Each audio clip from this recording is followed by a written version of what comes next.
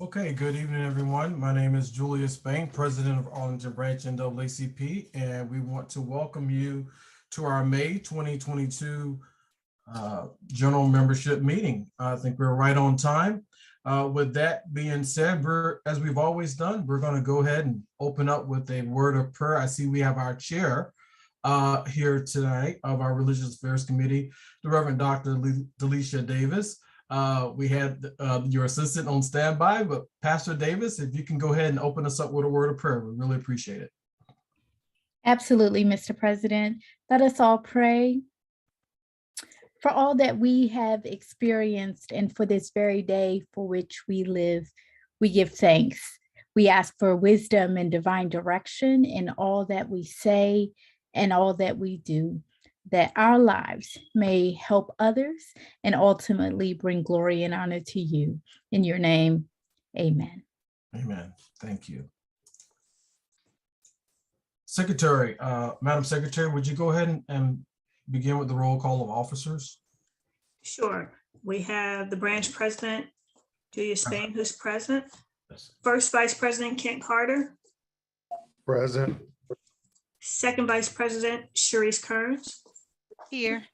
Third Vice President Michael Heminger. Present. Treasurer Roy Austin. Present. Assistant Treasurer Adriana Spain. Present. Secretary Wanda Younger present. Assistant Secretary Laurel Langhorne. Present. Executive Committee at Large, Karen Nightingale. Executive Committee at Large, James Younger. Present. Executive Committee at Large, Simone Walker. Present. At Large Member Carolyn Kane. No, she's not here, I don't think. And Criminal Justice, Heather Kelly. Present. Economic Development and Labor, Megan Brew. Here. Present. Economic Development and Labor, Maya Jones. Environmental and Climate Justice, Gabrielle Cantor. Present. Environmental and Climate Justice, Kenyatta Clemens. I think she's trying to sign on. Okay. Legal Redress, Brendan Meehan. Membership, Keisha Tinsley. She's not with us. Political Action, Jamie Abrams. Here. Political Action, Megan Razor. Present. And Religious Affairs, Pastor Davis is present. Religious Affairs, Rosa Dunkley. Present. Scholarship, Adora Williams. Scholarship, Jill DeWitt. And our communications, Leah Matterall, will not be with us today as well, and that concludes the roll call. Thank you, Madam President and Madam Secretary. We're going to go ahead with our suspension of rules. I'm going to launch this. You can vote yay, nay, or abstain. So that's being launched. What this does every month, there's a typical rule of order in the NAACP, and if you are not in that exact sequence, then you have to suspend the rules so you can accept your agenda. That's what this does. The agenda was sent in advance. You can either say yay, nay, or abstain. We're going to go about 20 more seconds and then show you the results.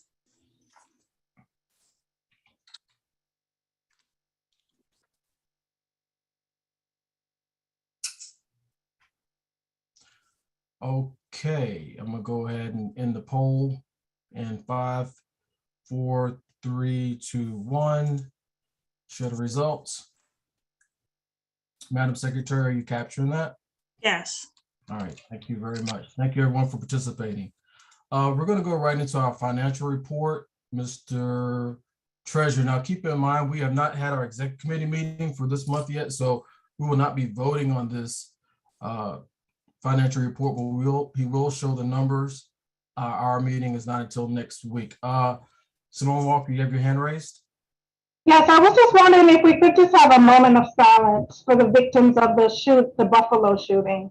Yeah, thank you for bringing that to our attention. We can do that. I also think that our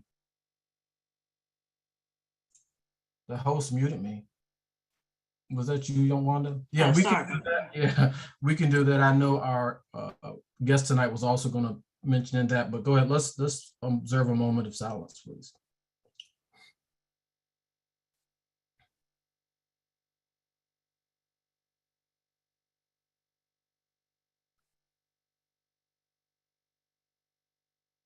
Okay, thank you, everyone. Mr. Treasurer, are you ready to present your report preliminary? Yes, I am. Okay. For the month of April 2022, the financial report is as follows. The beginning balance in our business savings account was $361,841.39. There were no additions or subtractions from that account. Our checking account, the beginning of balance was $23,443.96. Expenditures, $2,897.64. Revenue, $2,897.64, and expenditures, $738.60, and the ending balance, $25,603. As of April the 30th, our total account balance was $387,444.39. Okay, thank you, Mr. Treasurer. You can stop sharing screen, Madam Secretary. Okay. This brings me to a few remarks that I'm going to bring to everyone.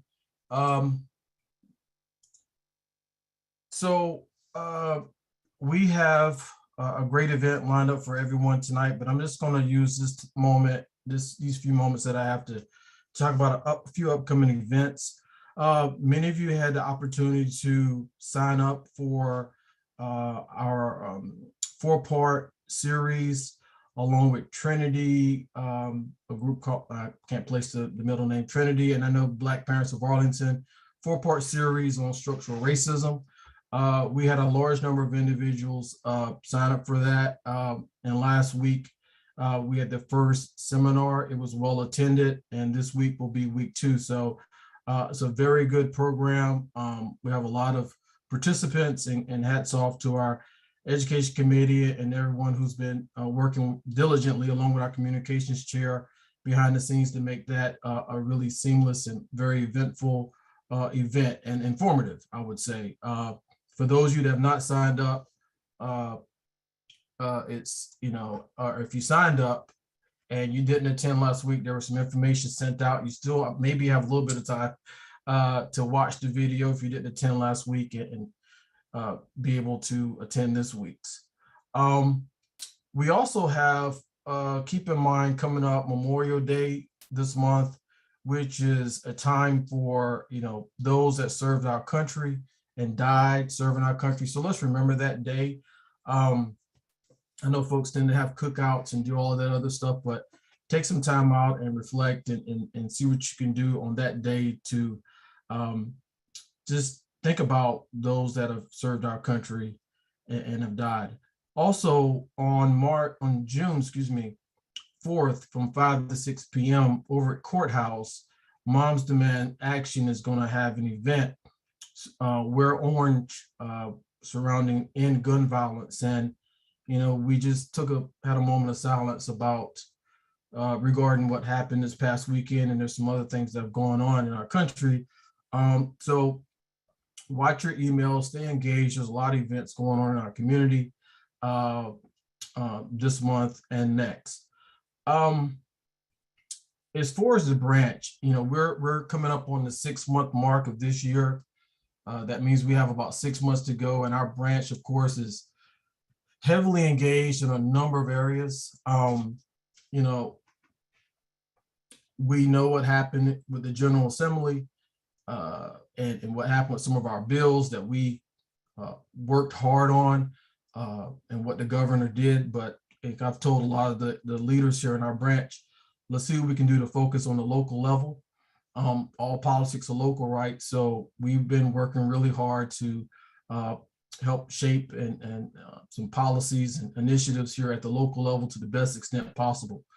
As it relates to, and I'll just give you the update as far as our criminal justice and the issue with the deaths in the jail. We're still mindful, right, of all things that have happened. We've submitted our letter. I have been in communication with individuals in our community, and that's been about the extent of it. We have not heard back from the DOJ about those cases, but that's ongoing. All right. Housing is also a big issue right now with the Middle Milton housing study coming out, and our housing committee is going to have a little bit extra time tonight to talk specifically about that and what's going on and how you can be engaged. And also we have an additional member from our branch who has volunteered to serve as vice chair for the next 6 months. He kind of stepped up, so I'll let the housing committee talk about that when it comes their time. But with that being said, what I want to prepare you for tonight is a presentation from my friend, our friend, Miriam Vasky, who is a certified trauma-informed yoga therapist. Many of you probably read her bio and her work.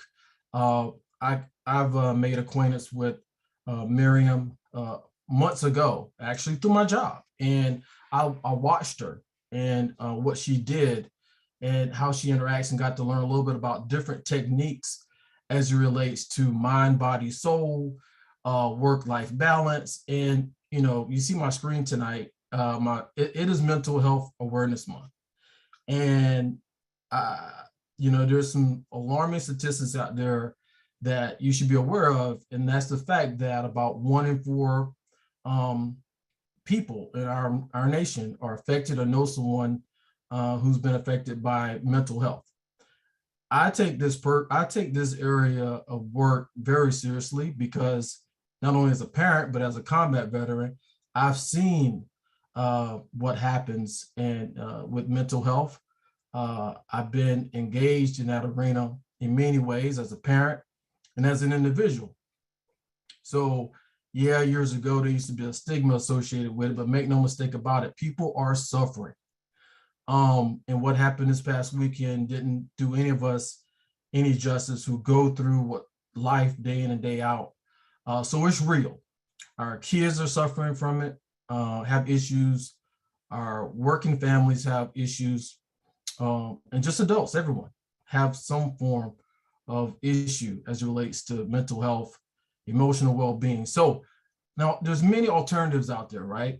And what I thought was appropriate tonight as the leader of this branch is Mental Health Awareness Month, is to bring in someone to speak with us about the moment we're in, and also some therapeutic type, perhaps exercises. We did the exercise at work, but we're all doing yoga at our seats. I felt so refreshed after that. But it's all about lifting up others. She's a minority woman, minority-owned businesswoman. And she does great work in the Northern Virginia area. So with that being said, Miriam, you're here. We're going to spotlight you here. Yes, I am. Here we are. Make sure Here we go. Right. And and make sure we get you here. All right. So Miriam, the floor is yours. I want to make sure I get you on spotlight. Thank you. You can all hear me well? Yeah? Okay. Thank you, JD, for inviting me to be part of this meeting with all of you. And there's an invitation to prioritize self-care and collective care. And I really appreciate that invitation being made, where I can share with you tools and also acknowledge the role of collective trauma on our individual roles. So I wanted to just open up by reading something. And this is from, I don't know if anybody knows the work of Michelle Johnson. This is Finding Refuge, and it's the heart work of healing collective grief. And I just want to read just a few sentences, but I want to acknowledge that many of us step into service or volunteer with organizations such as NAACP because there is a heartache.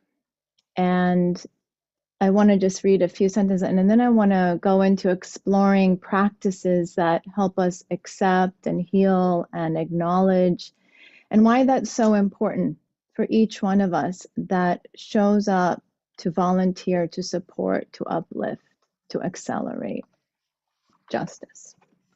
Let me just start with this statement by Michelle, Dr. Johnson.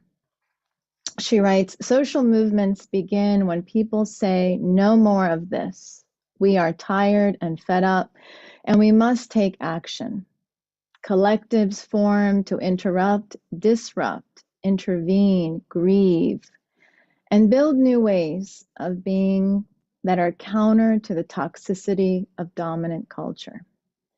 Social movements and collectives die because we replicate systems of oppression when we don't engage in spiritual practice, radical and collective care, or grieve the tragedies our movements respond to.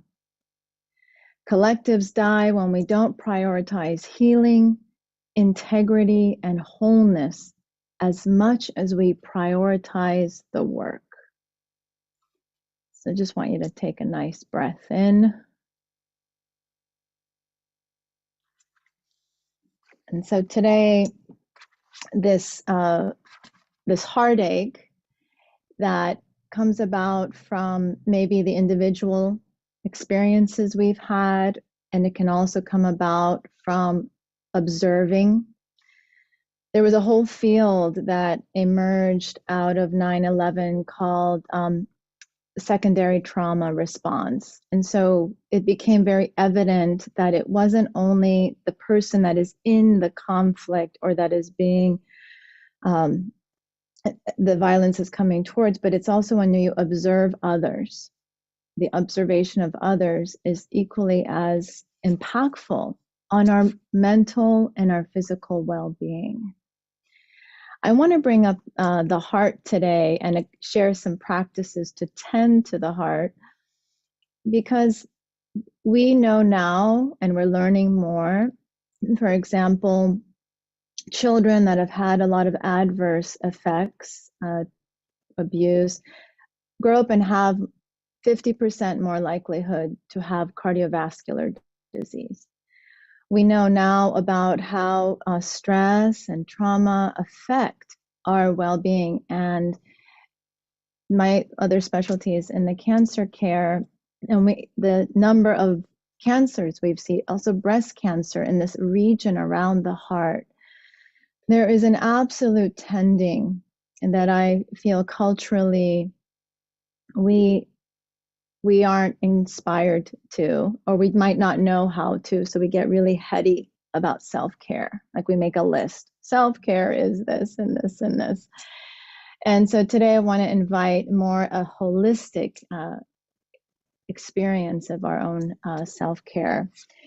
And I will give a little bit of moment of acknowledging the grief of this recent horrific event that occurred in Buffalo. That is an absolute hate crime. And that I cannot imagine that nobody had that experience of like the heaviness and that sense of fatigue that can be part of this, and just the, not this again. So I want to just give a moment, and this practice that I'm sharing is like, what do we do in those moments when there's overwhelm? How do we kind of give time for that and also come back into service, which is so beautiful that you all collectively have each other to have these conversations and to also be active. We know how important it is to participate and be active in the face of these types of tragedies. So I want to before I go in, I think let's start with limit. Is there any comments, anything anybody wants to share? Is there anything that's resonating, or just, I want to just offer that. I will offer a little Q&A after the practice too, but want to just at least offer that space if anyone feels a need to say or share.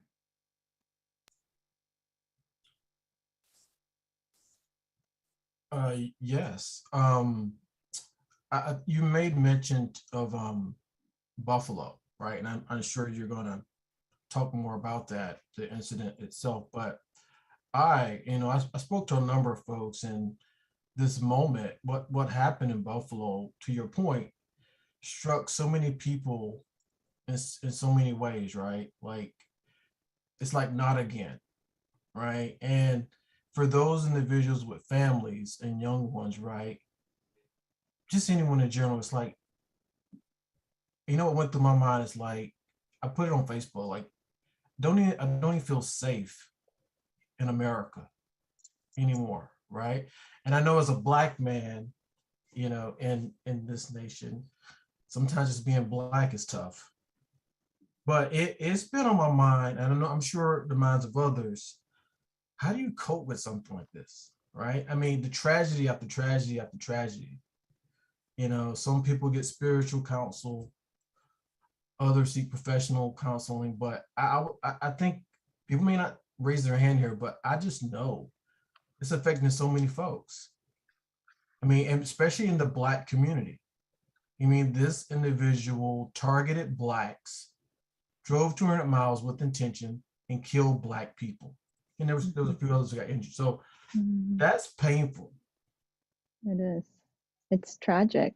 And it's interesting. It's not interesting, it's very sad, but the sense of safety, when that is that is very evident. There's a lack of safety, and that's a whole other conversation. And one of the ideas around being trauma informed, creating trauma informed spaces, creating spaces for conversation. Trauma informed speaks to safety.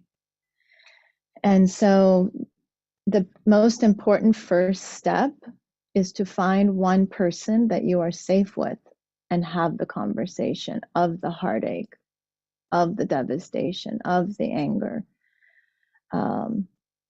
because it can just get stuck.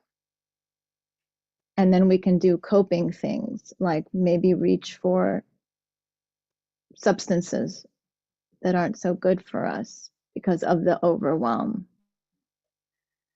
And safety is a huge thing. And so when there is not safety, what is the greatest act is to find safety, because you're just facing this. Such a huge, thank you for speaking to that.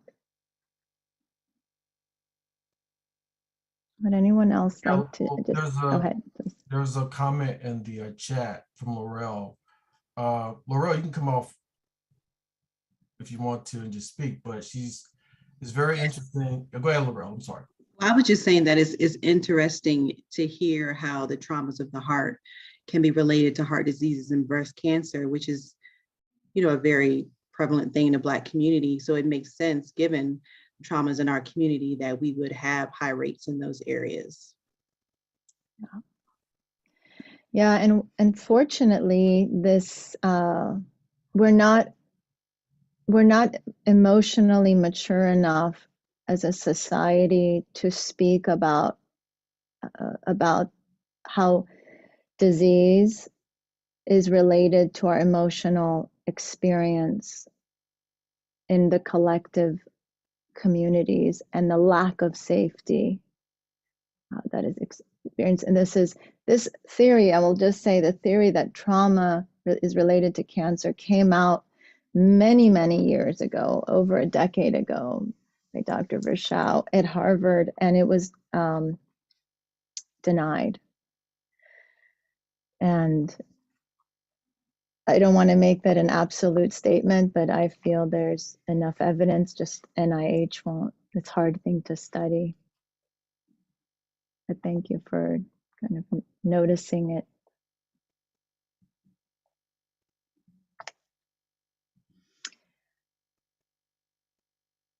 anything else around safety right now? Or I think even what JD brought up, does anyone want to share just a couple ideas of what you're doing, maybe that can be inspiring for others to hear?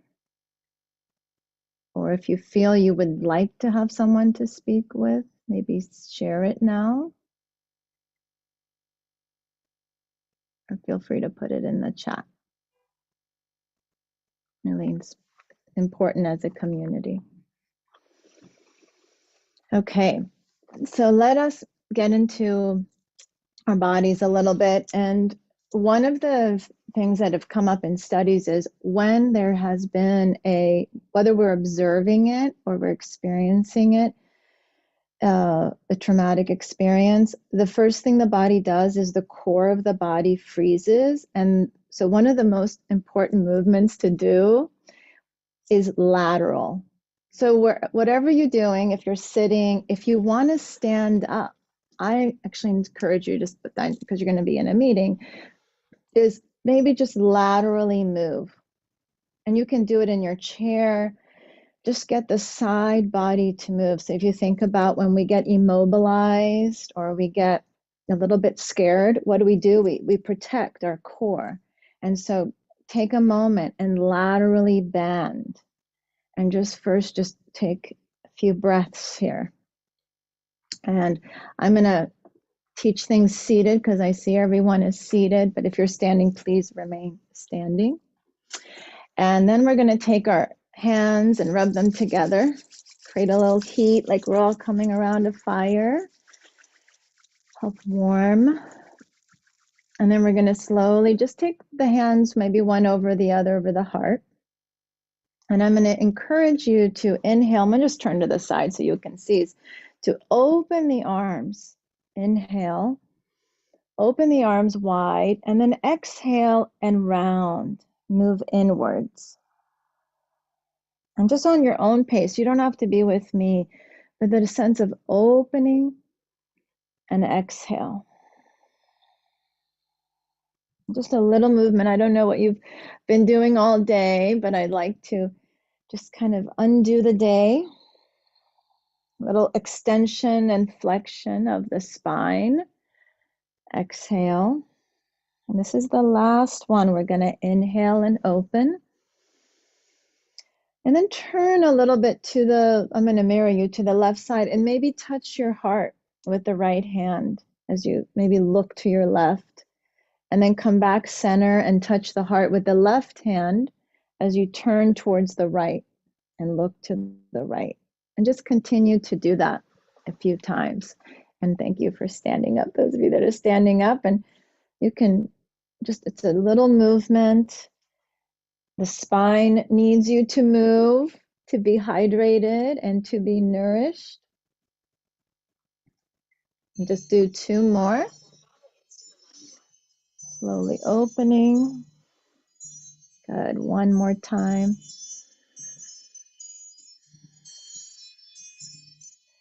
Awesome. And then come back and let's roll the shoulders. Good. So another really important and powerful tool is self-massage. And this is just getting in touch with the body. And what I'd like you to do is just take your left hand and just go to your right shoulder. And just massage the right shoulder. You're just noticing, and maybe go up to the neck and maybe feel a little bit of the upper back, really normal. Maybe, I know I hold my attention there. Just notice what's there and give it a little bit of nourishment and love. And then come down the arm and just think of squeezing all sides of the arm. You have so many receptors. And this helps us just kind of get back embodied in the body. And then go to the other hand. And this time you're going to move upwards from the hand up to the arm and go to the opposite shoulder. And just gently massage the shoulder, the back, the neck.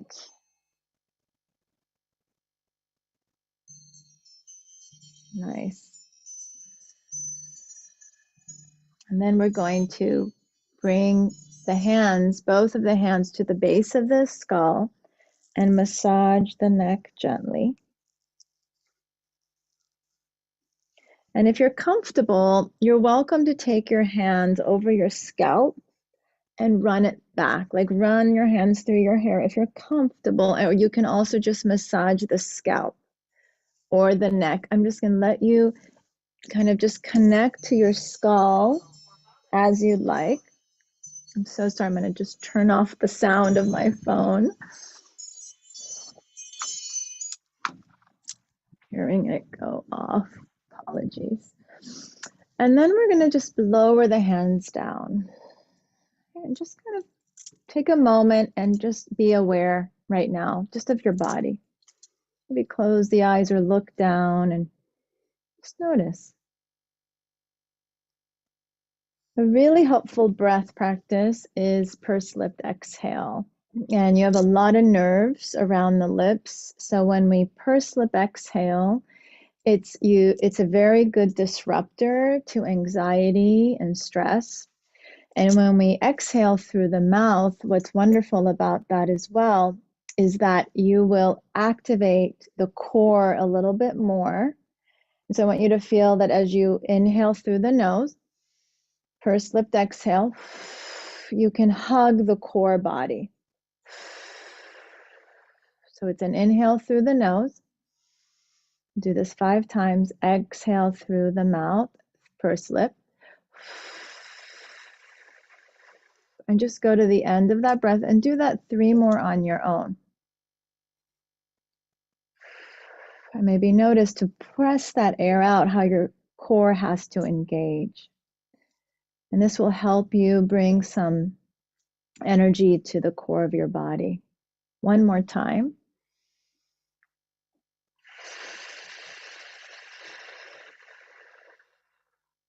Nice. And then again, roll the shoulders, little lateral bend, and just step into a space of awareness of yourself in this moment. And then I invite you to take whichever hand you want, maybe over the center of the chest, wherever you feel the sense of your own heart.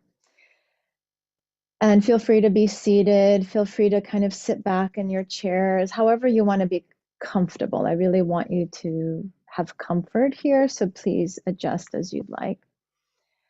And the eyes can be turned down. They can also be closed if you're comfortable.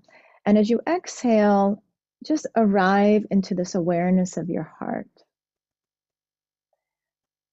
And just consider your heartbeat.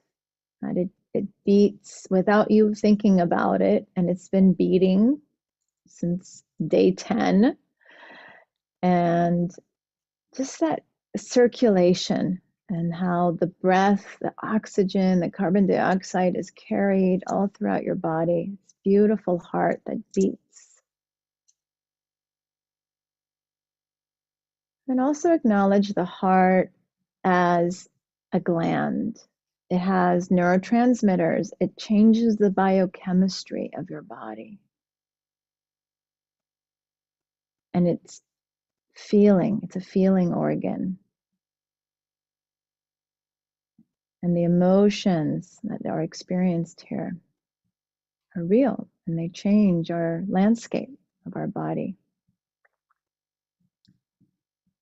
And then also acknowledge the heart as a brain.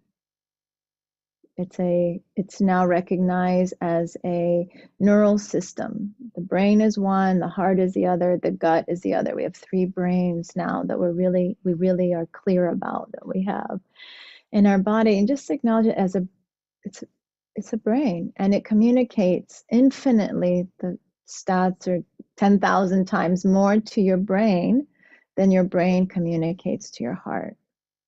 It's a real guide.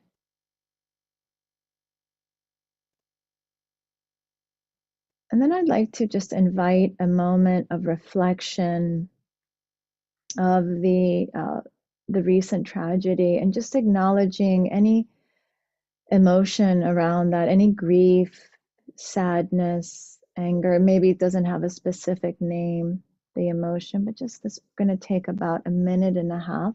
It's going to leave us in this little space of silence. And just feel, maybe acknowledge the grief.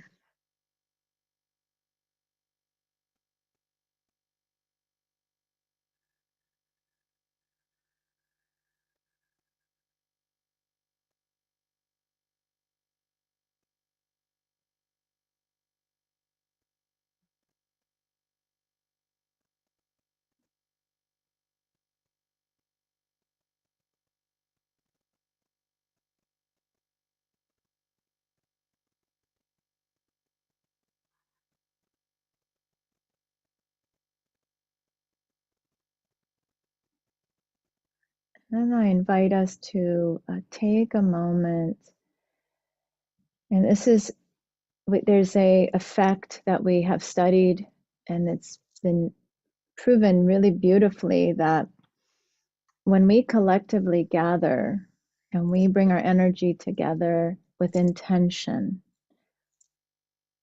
it can transform no matter where in the world. It can bring coherence.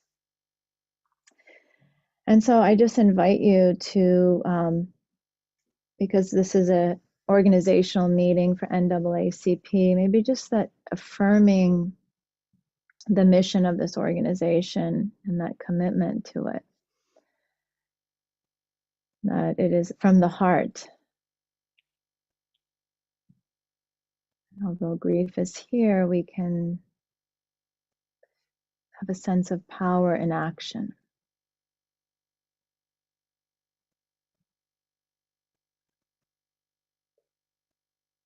And what can I do right now, right? What is that smallest action we can do?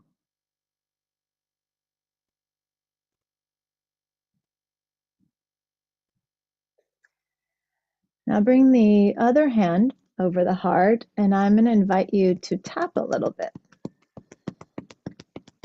And I love this tapping. There's a beautiful gland called the thymus gland right over the heart. That is our immune system.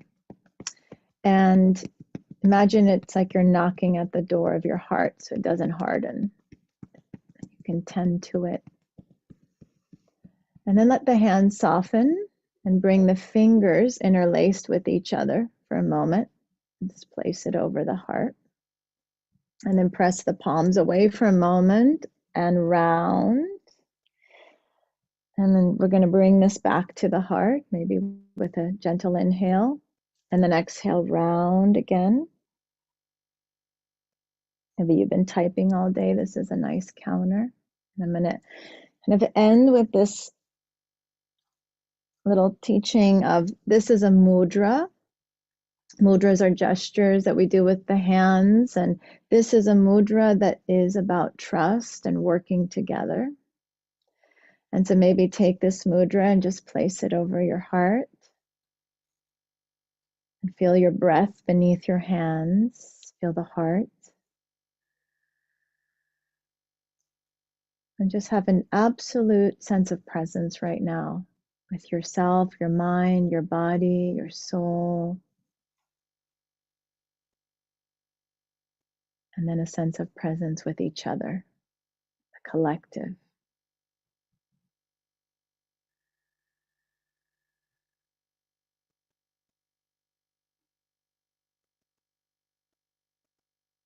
And a nice inhale.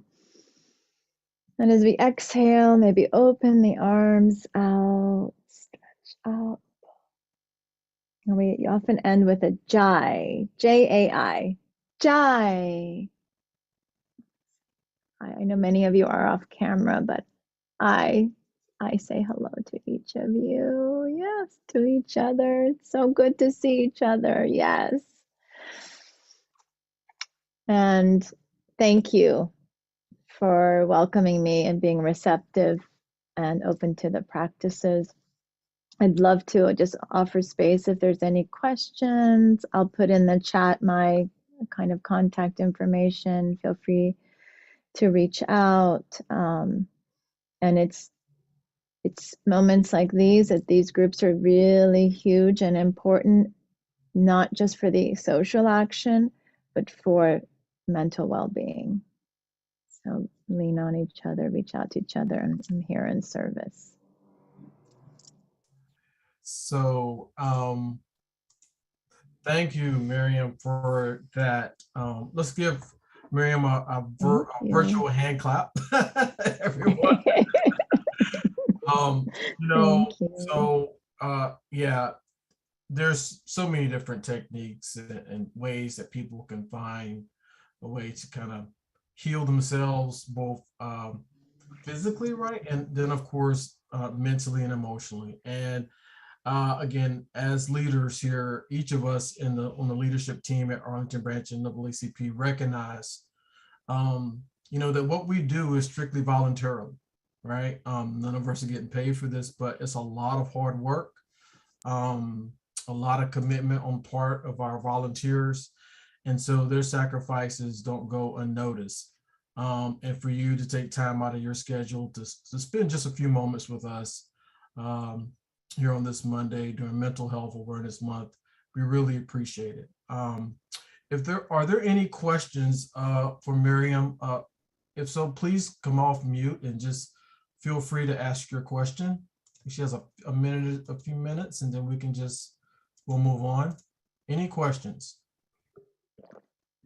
Or comments. Or comments. Yeah.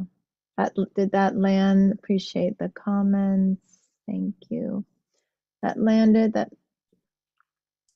if you're all inspired, maybe take a little good care of yourselves. Thank you. Yeah. Hi, this is Latanya. I have a question. I would like to get more information on the study regarding the breast cancer and stress and whatnot. Where can we find that information? Thank you. So thank you. So what I'll do is I will share it with JD, and then could you forward it? We'll get it out. Yeah. Yeah, we'll do that. Yeah. Yeah. I'm going to see if I can find it now, and then I'll just share the study in the chat if I can during the meeting. Otherwise, I'll do that. You may do that. Yeah.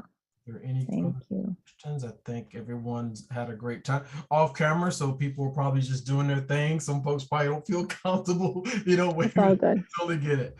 So thank you again on behalf of the NAACP Arlington Branch and our members. If you want to stick around, please feel free to. If not, we're going to go ahead and get with our agenda. Take care, Miriam. Thank you. Thanks. Bye. Beautiful evening. Okay, great. So that was different, everyone, in a good way, a really good way. With that being said, next on our agenda, and it looks like we're gonna I just got notifications. We may have a modification to the schedule, and I want to get in front of this, and I really don't want to I don't like putting people on the spot, but our education committee, I just found out that our housing committee chair is unable to attend tonight and give his presentation.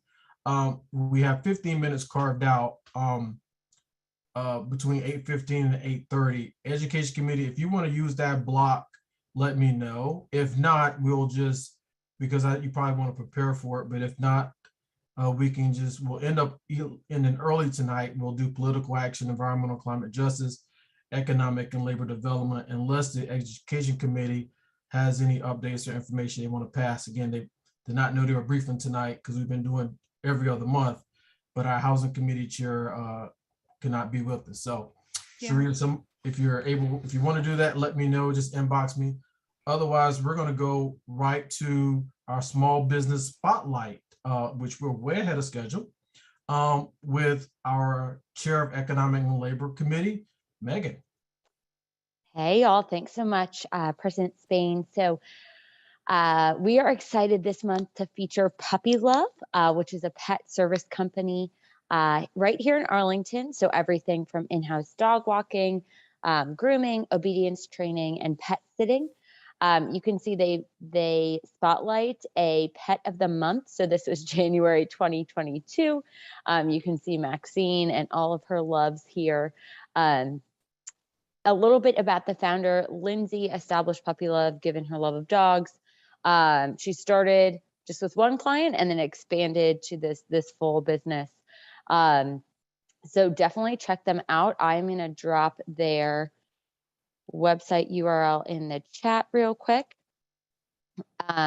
Again, great service right here in Arlington. You might have seen them featured on AirAll Now as well, that newsletter and social too. And we're hoping we can have them join us in the coming months to do a special feature where perhaps they can even bring some of their pups along for that feature. So really grateful for the opportunity to get to know Lindsay. And if you have pets in your life, recommend you reach out to Puppy Love. JD, if you don't mind, I can just do a brief overview for economic development while I have the mic here. Is that how we roll now?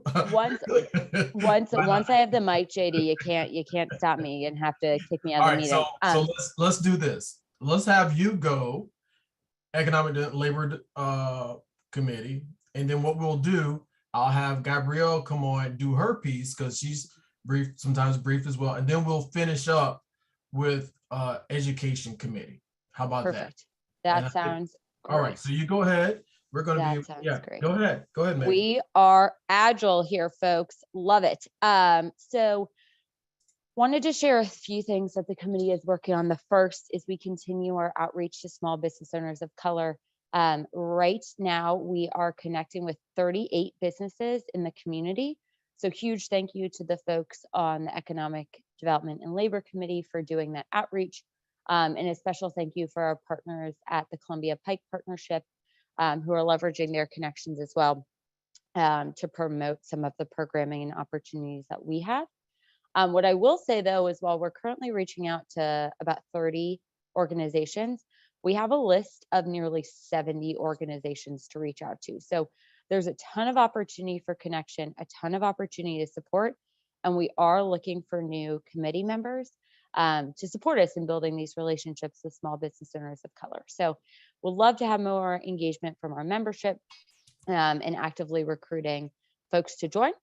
The second thing that I will call out is we are partnering with organizations across Arlington to build up a repository of resources for businesses, both at the state and the local level. What we've heard from business owners is having a list of these resources for them can be pretty overwhelming. So we're more so going to use it as an internal tool for us as we continue to connect with business owners in order to offer them the services of best interest to them. So for example, if a business owner were to say to us, hey, we understand how important having a web presence is, but need help building a website, we could connect them with the Biz Launch Relaunch program, which helps with just that, building websites at no cost to the business owner and in partnership with AWS. So really building out that resource toolkit for us in order to best support our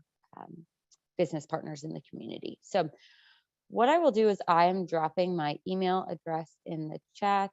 Again, if you're interested in joining the committee, would love to have you. Again, we have plenty of businesses that we're looking to connect with in the community. In addition to that, looking to combine all of the resources across Arlington so that we can direct our business partners accordingly. So if you have a resource that would benefit small business owners of color, or if you would like to join the committee, please reach out. Great. That's what I got. All right. Thanks, JD. You're welcome. No problem, Madam Chair. Thank you. Let's go to our Political Action Committee, and Megan Razor, our Vice Chair, is going to be briefing out tonight, I believe. Megan? Yes, sir. Thank you, Mr. President. Yeah, you're welcome. All right, I wanted to start out the Political Action Committee update with a quote from Martin Luther King Jr. And he said, "The vote is the most powerful instrument ever devised by human beings for breaking down injustice and destroying the terrible walls which imprison people because they are different from others. So one of the big missions of the Political Action Committee is not only voter education and voter engagement and voter registration. And so as part of that mission, last Thursday evening, we partnered with the Alexandria and Fairfax branches of the NAACP to host a candidate forum for Congressional District 8. And that covers all of Arlington, all of Alexandria, and part of Fairfax County. I do want to make sure to say that the NAACP is nonpartisan. So we invited all candidates that are running to participate in the forum. We did have 4 candidates total, both of the Democratic candidates and 2 of the Republicans. The other 3 candidates declined our offer, but I thought our moderator, Chris Lewis of the Alexandria branch, did a great job, and it was a really informative presentation. We had over 100 people who attended, as well as those who were checking it out, streaming live on Facebook. I'm going to put in the chat a link if you'd like to go back and look at the recording. You can also find that link on our Facebook page. And I'll also drop in the chat some links for voter registration. So make sure you are registered, make sure you know where your polling place is, as well as links on the Democratic primary, which takes place on June 21st, and the Republican caucus, which takes place on May 21st. We will not be holding a candidate forum for the county level this spring, but we will plan to hold a forum in the fall for county board and school board ahead of the general elections in November. So of course, we hope all of you will register and vote, but we could also really use your help in our voter registration and engagement outreach efforts. That often includes voter registration booths, canvassing, and postcard writing campaigns. So we'll be sending out some sign up information soon, so be on the lookout for that, and please come volunteer with us. We will have members of the Political Action Committee at every event, so you do not have to be a voting expert. It is more important that we have a passionate group of volunteers to just help spread the word that our voice and our power in influencing government lies first in our vote. In her book, Our Time Is Now, that was recently released, Stacey Abrams said, "Only if people vote will their voices be heard and their lives changed." So please make sure you are registered, get out there and vote in the primaries and the general election, and help out with our voter registration efforts.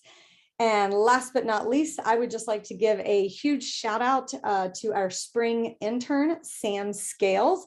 Sam is graduating from law school at the University of Baltimore tomorrow. So we wish him a big congratulations. Thank him so much for all of his hard work in supporting us over the last few months, and wish him all the best in the future. And that is all I've got, sir. So I will turn it back over to our president.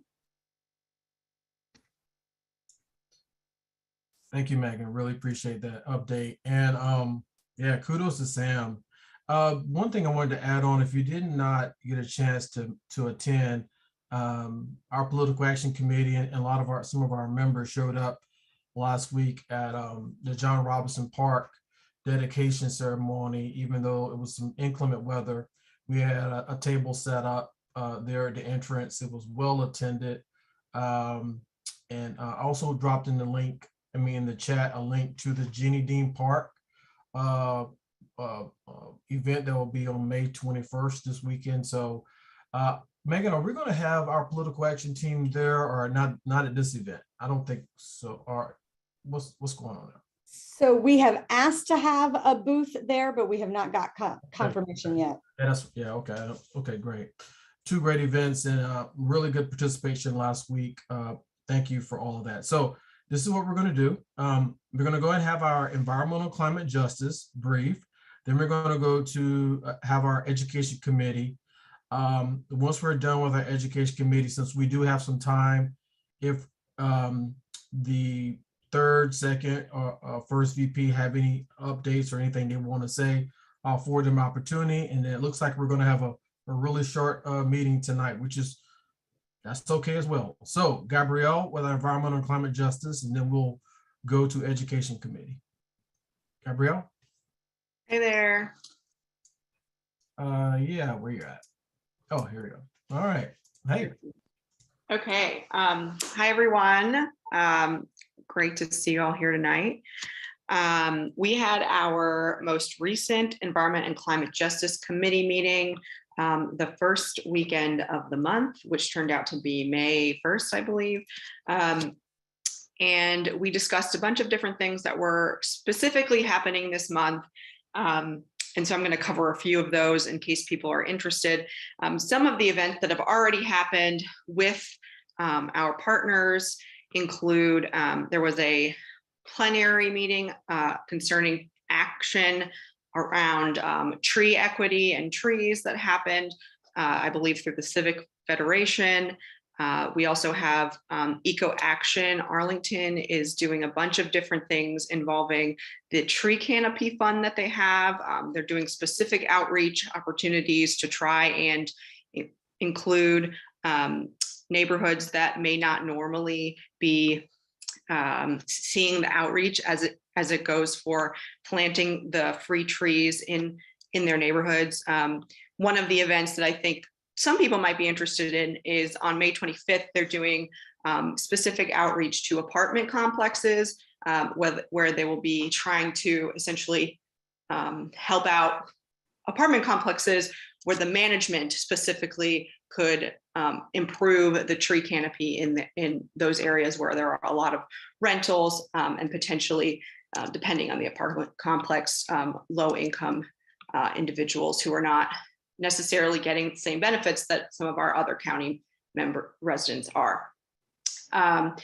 So those are some exciting things that are happening. The county budget update, we sort of talked a little bit about that they established an office under the county manager focusing on sustainability, which is something that some of our partners were looking for. And so we're excited about that. We're looking to see what will actually happen from that. And so we'll be keeping an eye on those activities. And then I think the only other thing of note from our most recent meeting was that there is a stormwater utility advisory committee that I just actually recently became a part of that specifically affects low income individuals in that they're going to slightly change how they fund the stormwater program. And we want to make sure that change does not shortchange some of our low income individuals. And so if you're interested in some of those updates, you can reach out to me directly, or you're welcome to come to our next meeting, which will be the first Sunday of June. And it will be at 6:30.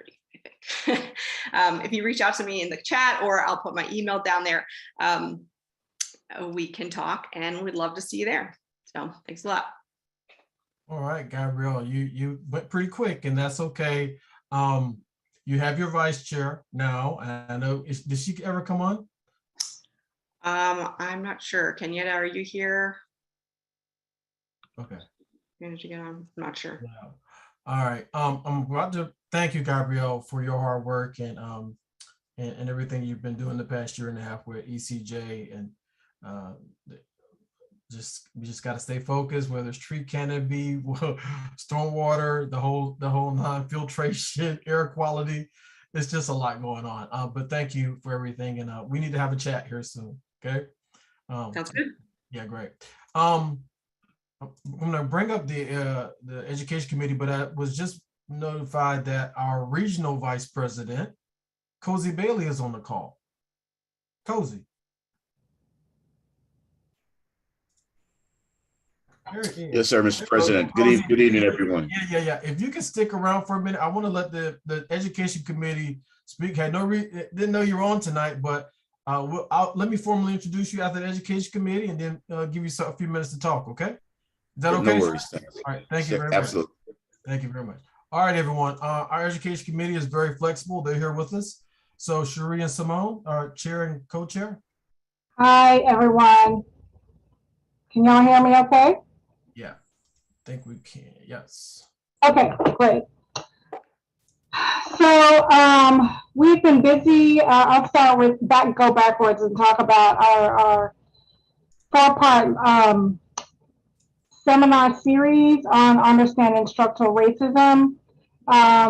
We had last week was our part one. It was a smashing success. We have had interest beyond what we could have ever imagined. I think we are 24 shy of 400 participants. And so it's been a challenge administratively to keep up with all the emails and all the last minute requests. I literally just registered 3 people just now while we were on this call. Probably because of your reminder, JD, so thanks. It's been incredible. The response has been phenomenal. And we're looking forward to tomorrow night for part 2. But again, yeah, it's we learned like how heavy of a lift it was with registering folks for a 4-part series that is cumulative in knowledge, and you have to take the first one before you move on to the next one. So that's been part of the challenge with keeping up with who came, who's watching the video, and all of that. But we are pleased to bring that to you. Moving on to APS. Simone, can we just put in a plug for our co-sponsors, Black Parents of Arlington and Trinity and Nova together. This has been a wonderful collaboration, and we are just pleased as punch that that we're all able to work together, and we are hoping to be able to do something like this again in the future. Yeah. Thank you, Sharice, for that. Moving on to APS. Both Sharice and I spoke at the school board meeting last week. We continue to be very concerned about the performance of Black and Brown students in the district. The math and reading score. Oh, you muted yourself. The Black and Latina scores for reading and math are horrific. And so, you know, we keep sounding the alarm. We're particularly concerned about students not graduating reading on grade level from high school. The VDOE data shows that 39% of our high school students are reading below proficiency. We know that APS does graduate students who are semi-literate or functionally illiterate. And so we have been leaning hard on the district to infuse the high school students who are reading below grade level with intensive intervention. I don't believe they have allocated enough funds in the budget for that. There's $638,000 allocated for tutoring in general, 6 through 12 in whatever subjects they need, which is online tutoring. But in speaking with school board member Kadera, she indicated that in order to give intensive intervention to students in our high schools that are still reading below grade level, it would cost like $8.5 million or something to that effect. That was a rough estimate, I think, from the English Language Arts Advisory Committee. But we're still pushing hard. Basically, our school board members and superintendent have a moral duty to ensure that every student who is graduating high school is reading on grade level before they leave here, because that will impact their employability. It will impact future educational opportunities, how they're going to do in college. It impacts what kind of jobs they're going to be able to get. And so it does have generational impact. And we're leaning on them. And so we are not seeing these numbers go in the right direction. Right. And Simone, if I can pop in, I think one of the more worrisome behaviors that we've seen from APS leadership behind this was they have spent this school year not talking about these demographic disparities. All right. So what they've been doing is, instead of saying things like, for the fall math inventory assessment, which is an assessment that kids take in grades 2 through 8 to assess their math performance and where they are in math. 83% of the Black students who took that test scored below or significantly below grade level on that assessment. So we don't hear about that. So they put it in appendices of the relevant monitoring reports, and they tuck it away where, your average, parent isn't going to go and pull out a monitoring report and look at the appendices to see how Black and Latino children are doing. So instead of being very direct and upfront and transparent about what's happening with these students, Dr. Duran has been saying things like, we see improvement in the assessments, and that improvement might be, 1 or 2 percentage points, and then maybe 10 percentage points among white students. So they've been not being fully transparent to families about how things are going, and what does this mean? Why is this important? This is important because what happens is they are working with individual children, right? So you've got a kid who's having trouble, you need to do an intervention, you need to do some remediation, you need to get them up to level. When you make it look like it's individual children, right? So you're working with individual children, but you're not showing that system-wide you've got these issues going on. It's not just the child. So parents are thinking, my individual child has a problem. I need to figure out how to fix this problem for my individual child. Most families are not going to know that it's not just your child. It's a significant number of children across the district.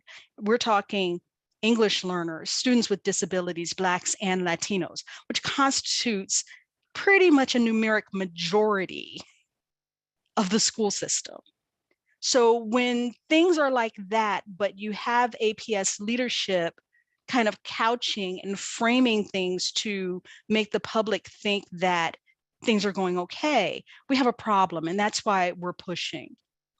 That's why we continue to advocate for them to be fully transparent. We're really grateful that they put the data dashboard that shows student progress back onto the APS website. We're grateful for that, but we still have to continue to hold their feet to the fire, because what we're doing, and I'm on the English Language Arts Advisory Committee, we're working really hard to get reading tools in place at the high school level. But the problem with that, not on the dashboard. Yeah, that we don't see the high school data on the dashboard. And the other thing is that, we won't have this resource in place until the fall. So class of 2022, poor readers, zoop, they're out of there. Class of 2023, we'll see what happens. Because remember, it's year one, the teachers are learning how to use the tools. They're learning this whole new process. So if parents are not concerned, they should be. This to me constitutes a 4-alarm fire when you're letting kids out of the door who are not going to be able to provide for themselves because they don't have the capacity that they need to read and do math. It's educational malpractice. And I know that, a lot of people you can't see it because no one's talking about it. So we go in, we do the deep dives, we kick around the data, and we go and we talk to APS leadership and we ask them questions about this stuff, and we'll continue to do that. But we want to start to talk about this, because once we mentioned it in the school board meeting during our comments, of course, then, we get these conciliatory remarks from school board members saying, oh yeah, there's still more that we need to do. And, they come out to to the Langston celebration of the 28 kids who were rejected from the initial desegregation. And they talk in these glowing terms, and then at the very end, but we still have more to do. And they don't tell this room full of Black people that the more to do is the large number of Black students that they're not serving. So, there's got to be some adjustments and some aligning there. We need to match up behavior with rhetoric. We need to make APS stand by their claims of being equity focused and growth minded, because that's not what their data is showing right now. So that's our big thing. And then on the wonderful side, and I'll pitch this back to Simone, is that we still have our little academy that's going strong. At Drew, we have a small cohort of children that we are giving additional tutoring through the Dyslexic Edge Academy, and I'll let Simone give you an update on that. Essentially, it's going well. We have 9 students. The chief of staff visited one afternoon with the students and was very impressed with the STEM activity and the tutoring that's going on. And by tutoring, we mean reading intervention that is structured literacy. And so they have asked for us to continue that program in that school for next year. And so we're trying to build up to a 20 student cohort for the next school year. So that's going really well. And that's all I have. Yeah, great. It's a lot. I mean, I really, for those of you on the call, I think Cherie hit the nail on the head that elected officials, more especially those on the school board and those that are in staff, don't really give you the full story. What you hear, what you may see in the paper, it's not the full story, y'all. And the only way you're going to figure it out is if you're willing to do, to Cherie and Simone's point, or do deep dives, pull up your sleeves, get your hands dirty, because once you pull that back, there will be some revealing information. And there's sharp disparities. We've all known we've had disparities, but the fact now remains, knowing what we know, when are your elected leaders going to do something about it, right? And our elected leaders. And that's always the question at the end of the day, because whether it's the NAACP or in our community, folks come around and they talk to us and they say they're going to do this and empty rhetoric, and they're not going to do anything. So why are we graduating folks who are not reading at a 12th grade level and putting them out into society? Why is that happening? Well, it starts all the way back to elementary school. We've been pushing them through the pipeline. And so if you want to help, you got to be loud. You have to agitate folks. If a school board member or somebody who's running for school board comes to you, you need to be ready to ask these type of questions. What are you going to do to fix the problem? And if they can't answer that, then listen, I'm not going to tell you what you need to do. Just that's it. Maybe they don't need to be in office. Thank you, Cherie and Simone, for your presentation. Thank you. Let's go. Our regional vice president, Cozy Bailey, the Reverend Cozy Bailey. I didn't know you were coming tonight. You're trying to be sneaky here. You're trying to do a peekaboo up here in Arlington Branch, but that's okay. Reverend Cozy Bailey is also not only the regional VP, he's the president of Prince William County branch of the NAACP. So don't forget that I nominated you for this position. Many of you know I trained him.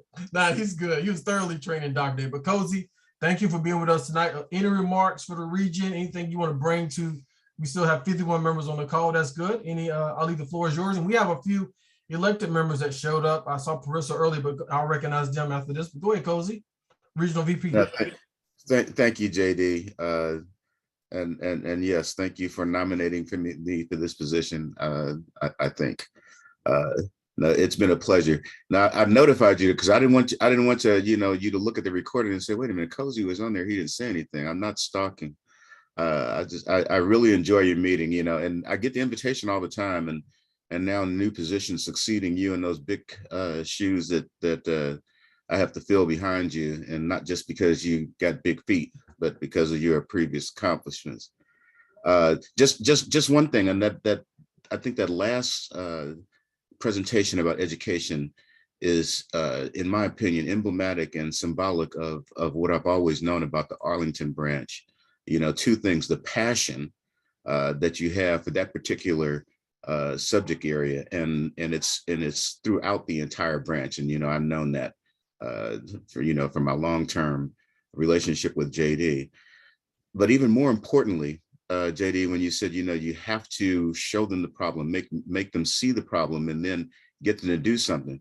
The work that I hear folks here doing and throughout the Commonwealth is the hard work of digging into the data, and then understanding how to analyze that data, and then to present a logical, some systematic way of getting people to see irrefutable facts.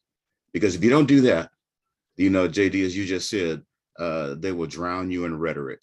And that's not what the NAACP is all about. So kudos to you.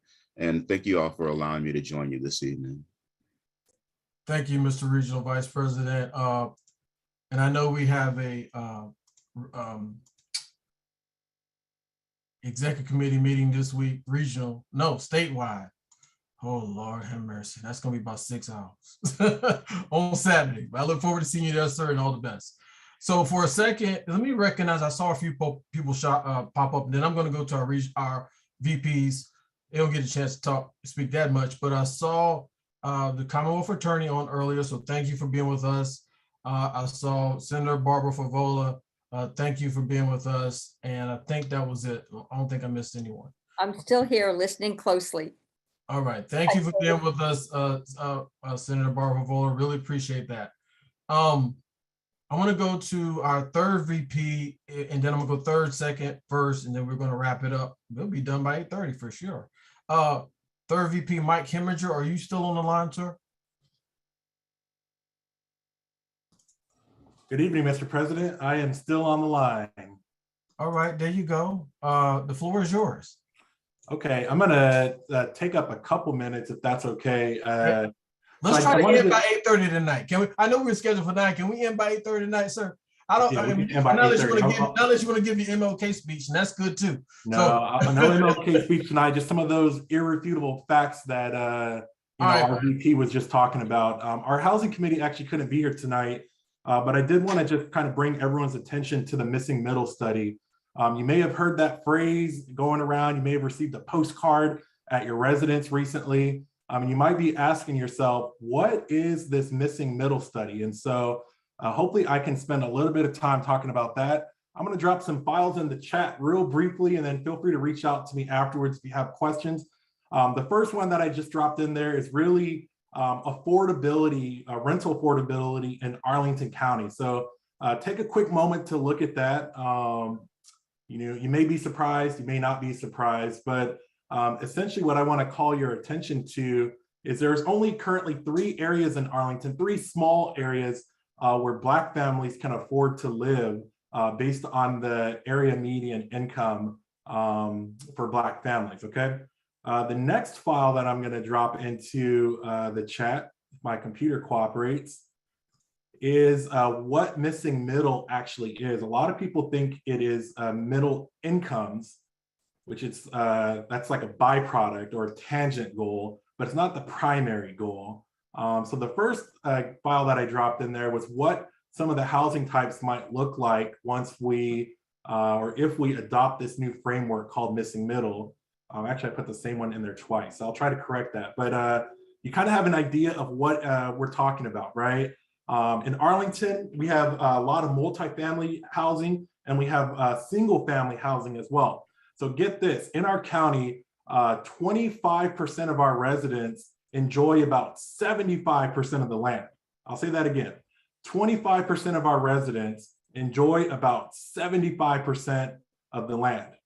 Now flip that. 75% of our residents are squeezed onto about 25% of the land. So there is an urgent need to build more housing here in Arlington County and in the region more broadly. More specifically, there's about a shortage of about 100,000 housing units that need to be built over the next decade in order to meet minimum job growth across the region. And so we have to really get moving, or we're going to be in a lot bigger of a crisis than we're in now. So the county is currently taking feedback and doing a community engagement through May 27th. So I want to invite everyone on this call. I'll drop a link on how you can participate into the chat, but the county really needs to hear from everyone. Zoning is a very hot topic. We are going to see both covert and overt racism really rear its ugly head during this study. And it's important that we hear from the entire community and not just certain individuals in the community. Some of the other things that I wanted to talk about were a lot of our disparities, systemic inequities are actually rooted in housing and education. And so if we can figure out a way to tackle housing and we can get more proximity to each other, when I say each other, I mean different races, different cultures, different lived experiences. If we can figure out a way for that to happen in the early developmental stages and ages, then socialization actually causes us to have greater empathy, understanding, and tolerance for people that don't look like us or people that have different lived experience. When we don't have that, tragically, we have events like what happened in Buffalo over the weekend. And so you can see this is an urgent crisis that we have to face. When we look at zoning in Arlington for the last 50 to 60 years, what we see, remember that 75-25 number that we talked about, not a lot has changed, surprisingly, in a county which is really touts itself on being ultra progressive. Not a lot has changed. And so, I'm of the opinion that it is time for us to have some type of change in Arlington. Something else that I wanted to mention was, actually, you know what? I'll yield my time back, but if I could leave anyone with any call to action, it would be please, please, please participate in this missing middle engagement session that's going on with the county. Again, we need to hear from all voices in the community. So thanks so much, Mr. President. Well, just stay right there. Thank you, Mr. Third VP. And Mike, you keep hitting this drum. We've beaten this drum. It is, in the comments you saw earlier, like our branch started in 1940, was all around education. And even at that time, we had redlining and things going on that prohibited us to live in certain places, right? And we still see that today. So all of this is interconnected. It can't just be, it's not just education, right? It's also housing. And housing right now, they go hand in hand. And there's not a lot of folks out there, I believe. It can't just be the NAACP that are going to these meetings and really understand what this missing middle house study is all about, but advocate on behalf of your neighborhood, advocate on behalf of Arlington. When I look at Arlington, right, we have this north-south divide, but it should be Arlington. We've separated ourselves intentionally, and we see, to Mike's point, you're going to see efforts that you've never seen before. Because there's certain folks in this community that don't want you building or rezoning in a certain part of Arlington, right? And we're saying, listen, let's change the zones.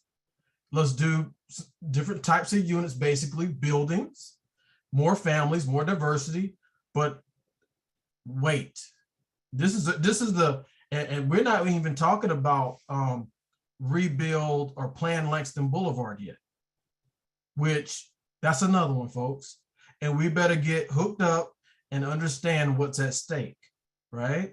And it's not just Halls Hill, it's not just Green Valley or Johnson Hill, because we've seen what happened. We see what's happening in the valley. Watch it. Development's coming in, and it's I say like my dad used to say back in the day, you can't grow any more land. You got to protect your own. And there's pockets of Arlington where we were kept out of for decades, and we need them rezoned. We need to be able to build affordable housing units there and allow everyone to live there. All right, so Mike, our housing committee, y'all, is working hard on this. Um, Can I say one more thing real quick? I just wanted to also call everyone's attention to how we do affordable housing, specifically committed affordable housing units in Arlington. You may or may not be aware that we actually don't have a housing authority here in Arlington. And so what ends up happening when we build these huge campuses that we're seeing pop up all over Arlington, developers are even given a choice to either dump a little bit of money, and I mean a very small amount of money, into what's called a committed affordable fund, or they can put those units on site. When they put them on site, what we end up seeing is less than 1% of those units actually end up being committed affordable units. Now, extrapolate that out across 5 and 10 years.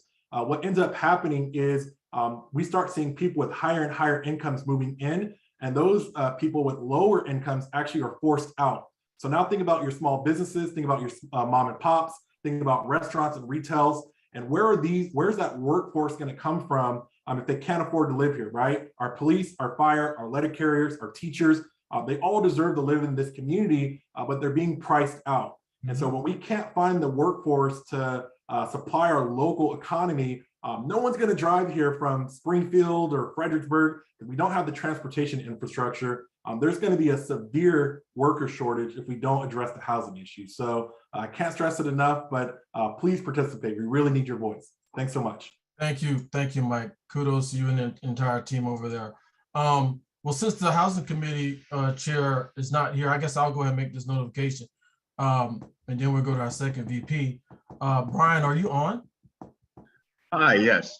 Where you at, Brian? So just a quick welcome. Where you at, Brian? Sorry, hold on one second. I'm here though. Well, you're here. So anyway, Brian, everyone is coming on board. He spoke with Kellen, who's our chair, and Mike, and they're looking for volunteers. And Brian is going to be the vice chair of our housing committee now. So let's just welcome, Brian. He's been with the NAACP a little while. Mike, Brian, you want to tell everyone a little bit about yourself? Yes, thank you. Sure. So hi, everyone. I'm really happy to be serving as the vice chair of the housing committee. So I was doing a lot of research just most recently on so much of the information that's come out, both with the miscellaneous study, but also just in the different ways that housing intersects with education and the environment, and how important it is that we, as JD pointed out, take care of our own, and to correct injustices that have been, years in the making. This isn't something that just crept up on us. And I think this is something that you hear with a lot of issues recently, like with education. You'll hear a lot of chatter from people, mostly white parents, who will say, oh, education's gotten so bad within the last couple of years. That's not so. It's just that you're now seeing it's now starting to affect you. But things like housing, things like poor environmental quality have affected the Black community and people of color for generations. And I think it's important that we make it clear to the neighborhood that we are standing up for people who haven't been heard all of this time, and that we take active steps to keep people accountable for the policies that they implement and for the stances that they take. So I'm really happy to get started working, and I look forward to working with all of you in the future. Thank you, Brian. And with that being said, we're going to turn it over to our second VP, Sheree Curtis. Sheree? Hi, yep, I'm here. I don't have that much to add. I just wanted to, first of all, I wanted to circle back in talking about our seminar series, and I wanted to thank our incredible team of volunteers who are doing yeoman's work to help with the administrative back end stuff that's going on that'll enable us to launch off this series. I just wanted to say thanks to everybody and let them know how much they're appreciated. And then there's one more thing I wanted to add, and this will be quick. And this is an update on the ACDC endorsement caucus for school board. So there were initially 2 candidates that were seeking that endorsement. Bethany Sutton and Brandon, he's Clark these days, Brandon Clark. And Brandon decided maybe a week or 2 ago that he was going to drop out. he decided that he believes that school board positions should be, the election should be nonpartisan. So he decided that he was not going to seek ACDC's endorsement, leaving just Bethany. So we have no reason to believe that Bethany isn't going to be the candidate that receives the ACDC endorsement, because not only, is she the only choice, but she was the first choice anyway. So that's kind of how that's shaking out.